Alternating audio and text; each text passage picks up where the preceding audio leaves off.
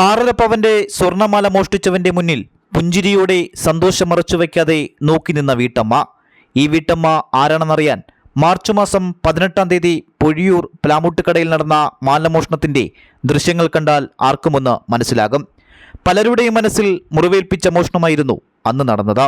Driving സ്കൂളിലെ ജീവനക്കാരിയായ വിരാലി സ്വദേശിനി ലിജിദാസ് വീട്ടിലേക്ക് മടങ്ങും വഴി ബൈക്കിലെത്തിയ രണ്ടംഗ സംഘം അതിക്രൂരമായ രീതിയിൽ മാല പൊട്ടിച്ച് കടന്നു കളഞ്ഞു. നിലവിളിച്ചുകൊണ്ട് കരഞ്ഞ ലിജി ഇന്ന് അതേ സ്ഥലത്ത് സന്തോഷത്തോടു കൂടി നിന്ന ദിവസമായിരുന്നു ഇന്ന്.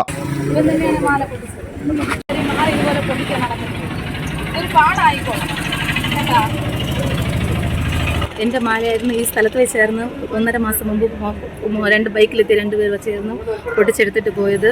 അന്ന് ഞാൻ വളരെയധികം ദുഃഖിച്ചിരുന്നുവെങ്കിലും ഇന്ന് എനിക്ക് വളരെയധികം സന്തോഷമാണ്.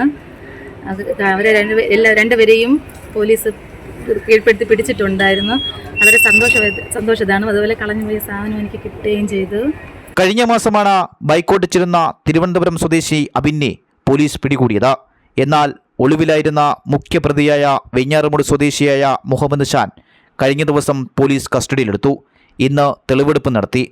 തെളിവെടുപ്പിന് കൊണ്ടുവന്നപ്പോഴാണ് നാടകീയ രംഗങ്ങൾക്ക് വഴിയൊരുങ്ങിയത്. GTV news, Neyyattinkara.